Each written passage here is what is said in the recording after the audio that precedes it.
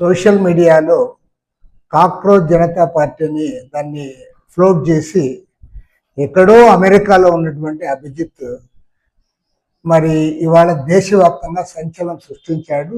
అందుకు గాను ఇవాళ నిన్ను చంపేస్తాం, నువ్వు భారతీయ జనతా పార్టీలో చేరాలి, చేరకపోతే నిన్ను చంపుతామని చెప్పి బెదిరించే పరిస్థితి వచ్చిందంటే ఇంతకంటే దుర్మార్గమైన విషయం ఇంకోటి ఉందని నేను అడుగుతా ఉన్నాను. ఇవాళ ఆయన అసలు ఇండియాలోనే లేడు, ఆయన ఉండేది అమెరికాలో.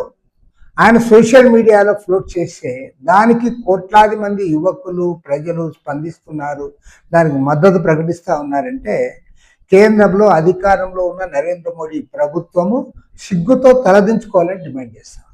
ఎందుకంటే మీరు యువతను పట్టించుకోలే. 2014 పార్లమెంట్ ఎన్నికల్లో సంవత్సరానికి 2 కోట్ల మందికి ఉద్యోగాలు ఇస్తామని ప్రచారం చేసి గత 12 ఏళ్ల కాలంలో మీరు ఎక్కడ ఉద్యోగాలు ఇవ్వలే.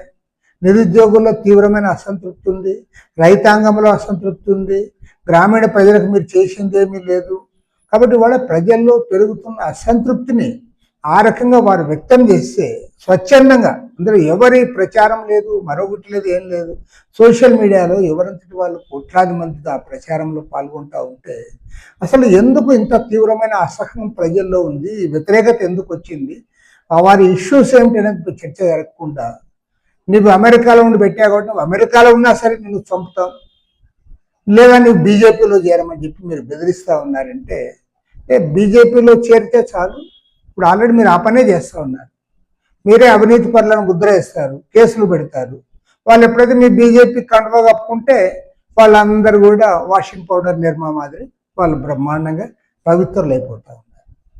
ఇప్పుడు మీ పైన ఎవరైతే విమర్శలు చేస్తారో వాళ్ళకు కూడా బెదిరిస్తూ ఉన్నారు, మీ దాంట్లో బీజేపీలో చేరమని. కాబట్టి అంటే దీన్ని తీవ్రంగా తప్పుపడతా ఉన్నాం. భారతదేశంలో ప్రజాస్వామ్యానికి ప్రమాదం ఏర్పడింది. ఇంతకంటే దృష్టాంతం మరొకటి అక్కర్లేదు. ఇవాళ మీరు అందరినీ బెదిరిస్తూ ఉన్నారు.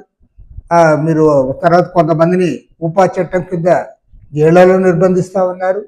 చివరికి సుప్రీంకోర్టు కూడా చెప్పాల్సి వచ్చింది, ఉపా కింద అరెస్ట్ చేసి మీరు సంవత్సరాల పర్యంతం, నెలల పర్యంతం జైళ్లలో పెట్టడానికి లేదని ఉమర్ ఖాలిద్ విషయంలో కూడా ఇవాళ బెయిల్ ఇచ్చే పరిస్థితి వచ్చింది. కాబట్టి ఏమంటే మీరు కోర్టులను ఉల్లంఘిస్తూ ఉన్నారు, కాన్స్టిట్యూషన్ను ఉల్లంఘిస్తూ ఉన్నారు.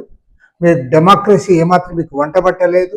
సెక్యులరిజం అనే పదాన్ని మీరు తొలగించి హిందూ మత ఉన్మాదాన్ని రెచ్చగొట్టే పద్ధతిలో ఒకే మత పార్టీగా దాన్ని మీరు తయారు చేశారు. ఇప్పుడు ప్రపంచవ్యాప్తంగా అందరినీ బెదిరించి తద్వారా మీ రాజకీయం నడుపుకోవాలనుకుంటా ఉన్నారు. అక్కడేమో అమెరికా అధ్యక్షుడు డొనాల్డ్ ట్రంప్ సలాం చేస్తారు, గులాంగిరి చేస్తారు, ఆయన ఏం చెప్తే దానికి లొంగిపోతారు. ఇక్కడ మాత్రం అందరిని కూడా శాసించే పద్ధతుల్లో, బెదిరించే పద్ధతుల్లో, చంపుతామనే పద్ధతుల్లో మీరు చేస్తున్నారంటే దీన్ని ప్రజాతంత్రవాదులందరూ కూడా ఖండించాలని కోరుతా ఉన్నాం. అందరం కూడా సమైక్యంగా ఈ దాడిని తిప్పి కొట్టాలని చెప్పి కూడా ప్రజానీకానికి విజ్ఞప్తి చేస్తాం.